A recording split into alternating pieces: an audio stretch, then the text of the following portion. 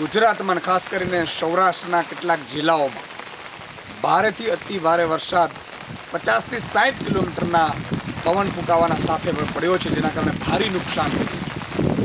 દ્વારકા જિલ્લાના વિસ્તારમાં પણ આપ જોઈ શકો છો જે રીતે અત્યારે એક એવો ખેતર નહીં કે જ્યાં પાણી ન ભરાયા, વૃક્ષો પડી ગયા છે, થાંભલાઓ પડી ગયા છે, વીજ પુરવઠો ખોરવાઈ ગયો છે, ત્યારે હું સરકારને તાત્કાલિક ધોરણે આ વ્યવસ્થાઓ ત્વરિત શરૂ થાય એવી હું વિનંતી કરું છું.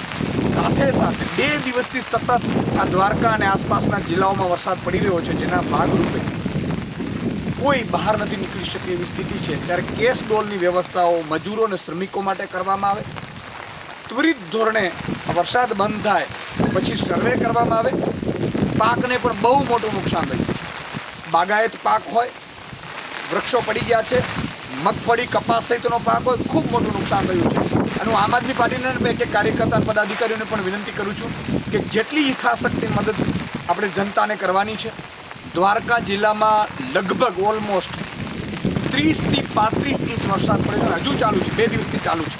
હું પણ દ્વારકા જિલ્લાના કેટલાક વિસ્તારોમાં છું.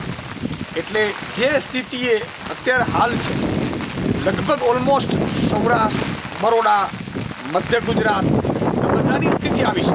ત્યારે સરકાર તુરંત આની વ્યવસ્થા કરે એ માટે હું મુખ્યમંત્રીશ્રીને વિનંતી કરું છું, કૃષિ મંત્રીશ્રીને પણ વિનંતી કરું છું.